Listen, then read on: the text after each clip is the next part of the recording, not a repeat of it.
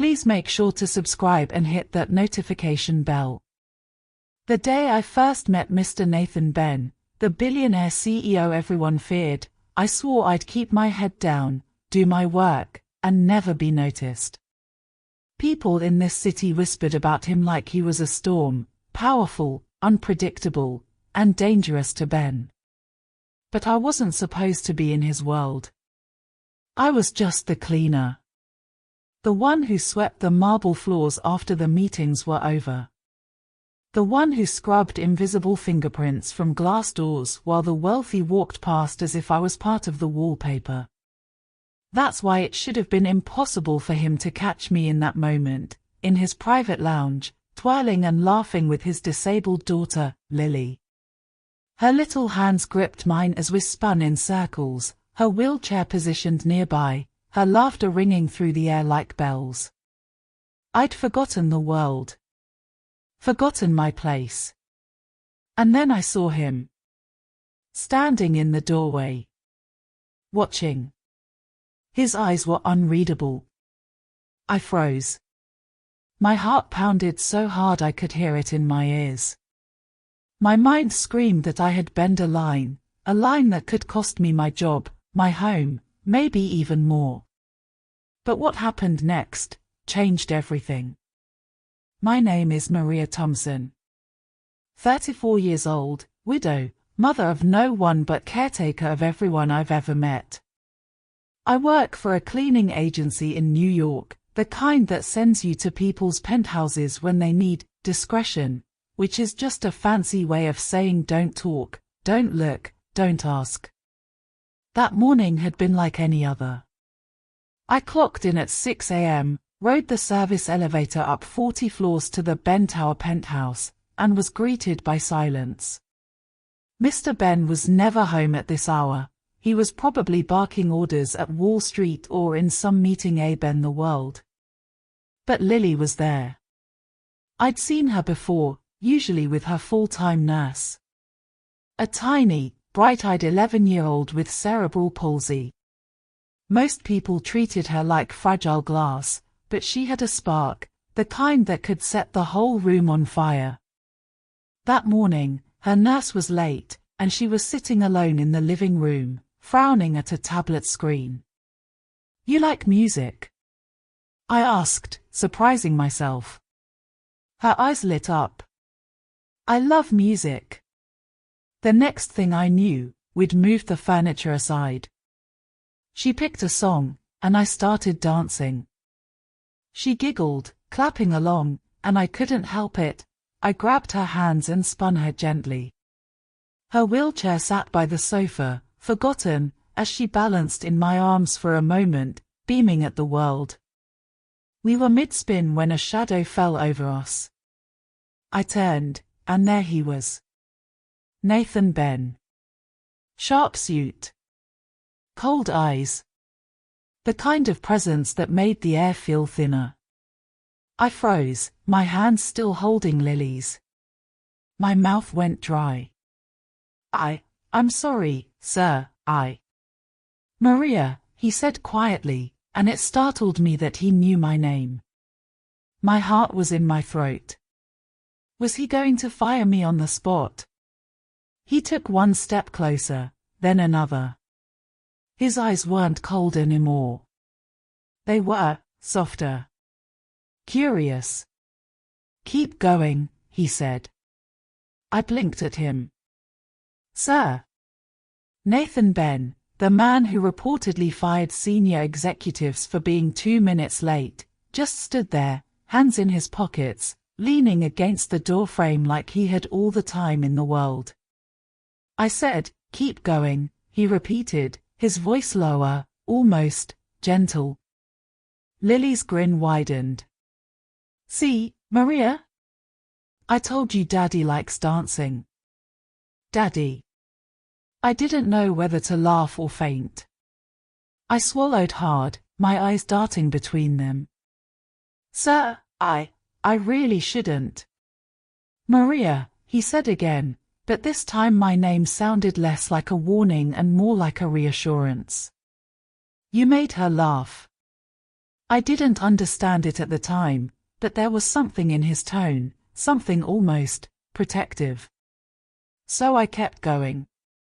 We swayed, we spun, and Lily squealed every time I dipped her slightly before lifting her back upright.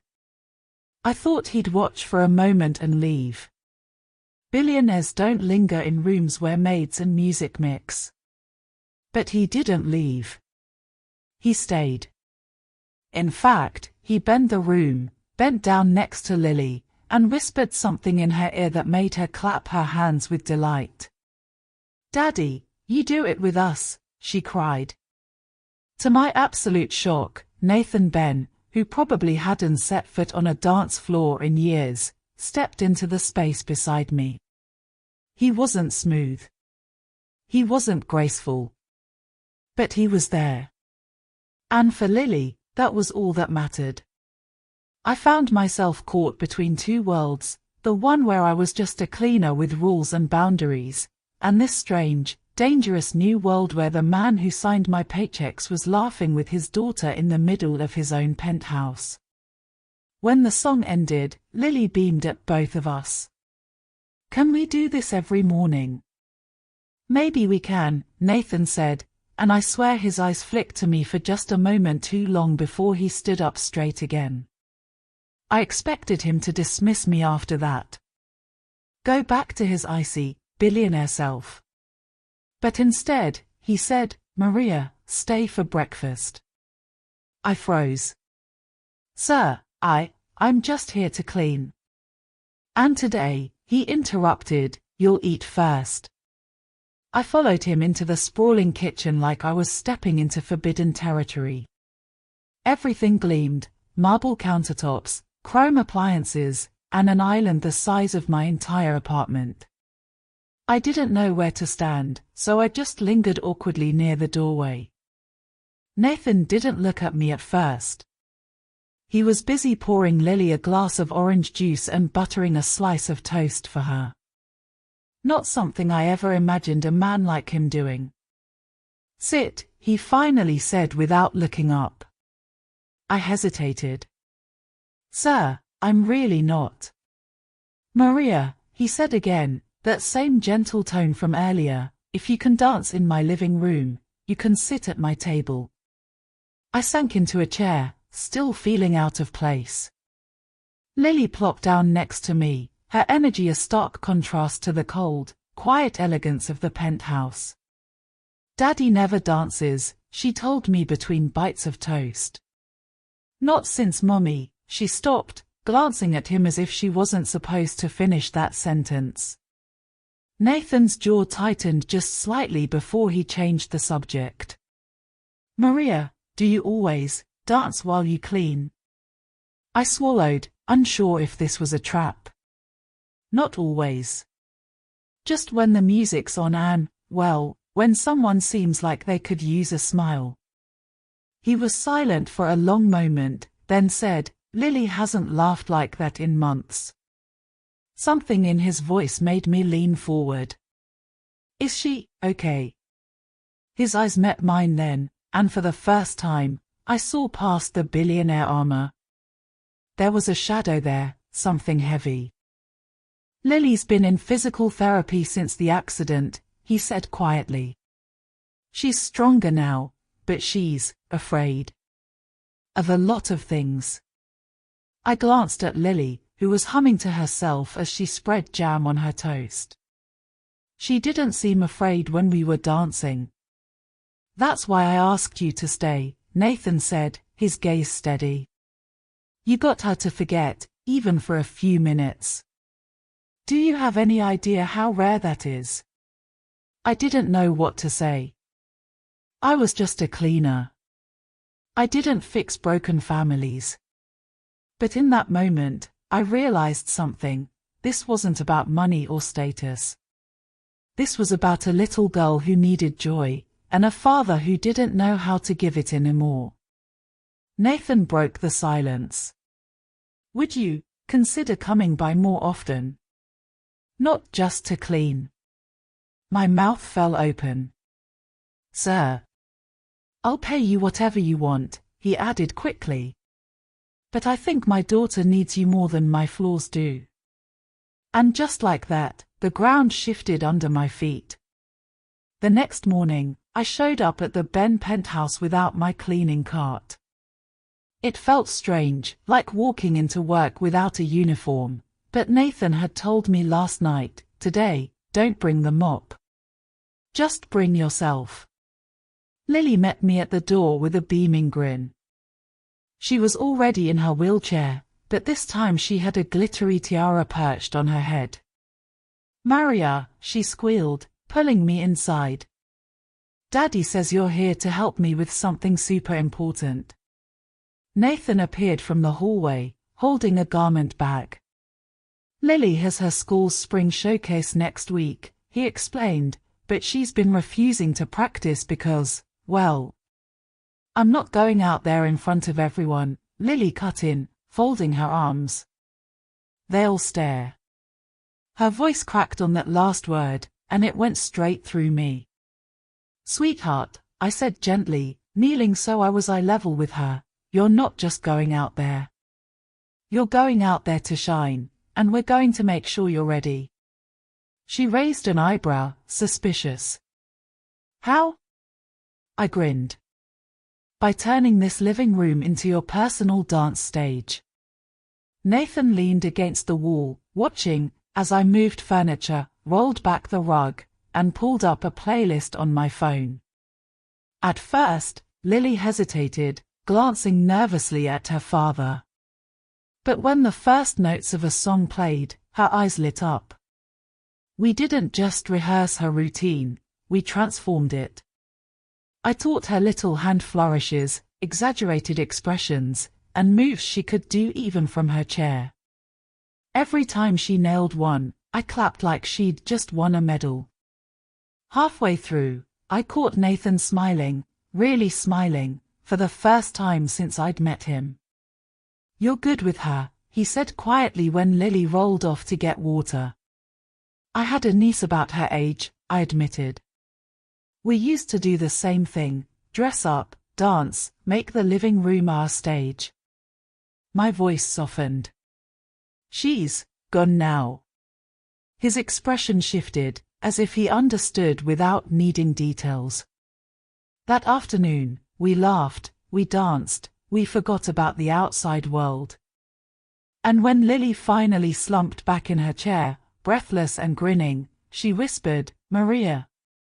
I think I want to do the showcase after all. Nathan's eyes met mine, and in that moment, I realized something. I'd been hired to scrub floors, but somehow, I'd been promoted to mending hearts. The day started perfectly. Lily and I had just finished a run-through of her routine, and Nathan had joined us for lunch at the kitchen island.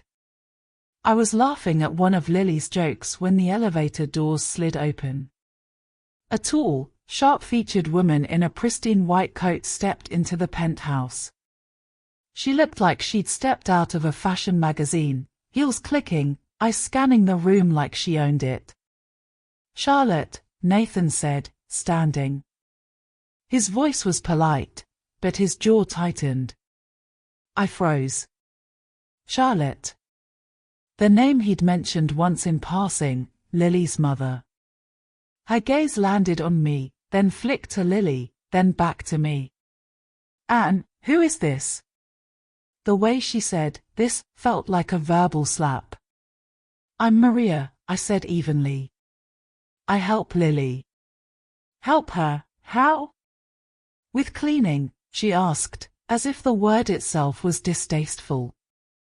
Nathan, since when do we let the help dress up and play games with her? I felt Lily tense beside me, her small hand gripping my arm. Nathan stepped forward. Maria's not the help, Charlotte. She's the reason Lily's even doing the showcase next week. Charlotte's eyebrows shot up. You can't be serious. She's a cleaner, Nathan. This is our daughter, not some pet project. The words burned, but I stayed quiet, partly because I didn't trust myself to speak without exploding, partly because I knew Lily was watching my reaction. Nathan's voice dropped, low and dangerous. You've been gone for months, Charlotte. You didn't call, you didn't visit. And now you waltz in here and talk down to the one person who's been here for her. No. Charlotte blinked, clearly caught off guard. Maria stays, Nathan said firmly. In fact, she's going to be at the showcase, front row, because she's part of this family whether you like it or not. The silence was thick enough to cut. Charlotte's mouth tightened. We'll talk later, she muttered, brushing past him. But when I looked at Lily, her eyes were shining, not with tears, but with pride. Told you Daddy likes you, she whispered. And for the first time, I believed it. The theatre smelled faintly of polished wood and fresh flowers. The velvet curtains swayed gently, as if even they were nervous for the night ahead. I sat in the front row, right where Nathan insisted, my heart pounding harder than if I'd been the one performing. Beside me, Nathan adjusted his tie for the 5th time, his eyes flicking toward the wings where Lily waited. The house lights dimmed. A hush fell over the crowd. And then, there she was. Lily rolled onto the stage in her wheelchair, wearing the midnight blue dress we'd picked together. The spotlight caught the soft curls in her hair, making her look like she'd stepped right out of a dream. Music swelled, the same piece we'd practiced for weeks. Her fingers hovered over the keyboard, and then she began to play. Every note was clear, confident. But it wasn't just the music. It was her face, the pure joy in it. She wasn't thinking about her legs or her limitations, she was telling a story without words. Halfway through, something unexpected happened. The sound system crackled. A slight feedback squealed through the speakers, and Lily froze. I didn't even think. I stood, walked straight to the edge of the stage, and caught her eye. You've got this, I mouthed. She blinked, and smiled. Then her hands moved again, faster, fuller, bolder. By the final note, the entire audience was on their feet. Applause thundered through the theatre. Nathan clapped the loudest. But instead of rushing to the stage, he stepped aside and gestured toward me. Go, he said softly. I walked up, my heels clicking against the stage floor. Lily's eyes were wet when I reached her, and before I could say a word, she threw her arms around me. Into the microphone, she said, "This is Maria. She's not just my friend, she's my hero." The applause rose again, deafening. I looked out into the crowd, strangers, yes, but in that moment they saw me. Not as a cleaner. Not as an employee. But as someone who mattered. And when I glanced at Nathan, he was smiling at me like he knew exactly what that meant. After the showcase, the crowd thinned, leaving the theatre hushed and warm with the lingering buzz of applause. Lily still clutched the bouquet of roses someone had handed her, beaming like she'd just been crowned queen of the world. I stood beside her, still unsure if I should be here, in this moment, as if I hadn't already bent some invisible line between employer and employee. That's when Nathan stepped forward, his eyes locked on mine. Maria, he said, his voice low but carrying the weight of something I couldn't quite name. Walk with me for a moment. We stepped into the quiet hallway backstage. The faint smell of sawdust and fresh paint clung to the air. I owe you more than I can ever repay, he began, hands in his pockets, his gaze steady. When I first saw you dancing with Lily, I thought you were overstepping. I thought, he paused, looking down as if ashamed. I thought you were just a cleaner getting too familiar. I swallowed, not sure where this was going. But what I didn't see, he continued, was that you were giving her something I couldn't buy. You gave her courage, joy, and a reason to believe in herself again. I opened my mouth to respond, but he held up a hand. I don't want you working for us anymore. The words hit me like a punch. My chest tightened. Was this it? Was I being let go on the best night of Lily's life? Then he smiled. I want you to work with us. Full time. As Lily's personal coach, companion, and, if you're willing, part of our family. I stared at him, the edges of my vision blurring. You're serious? I whispered. He nodded. You've already changed her life. I'd like to see what you can do with her future. That was the night everything shifted. I moved into the guest suite upstairs. Lily and I spent our mornings practicing piano, our afternoons painting or reading in the garden, and our evenings dancing, always dancing. I wasn't the cleaner anymore. I was something far more precious. Family. And every time I caught Nathan watching us with that quiet, grateful smile, I knew one thing for certain: sometimes, the best stories aren't the ones you dream about, they're the ones that catch you by surprise.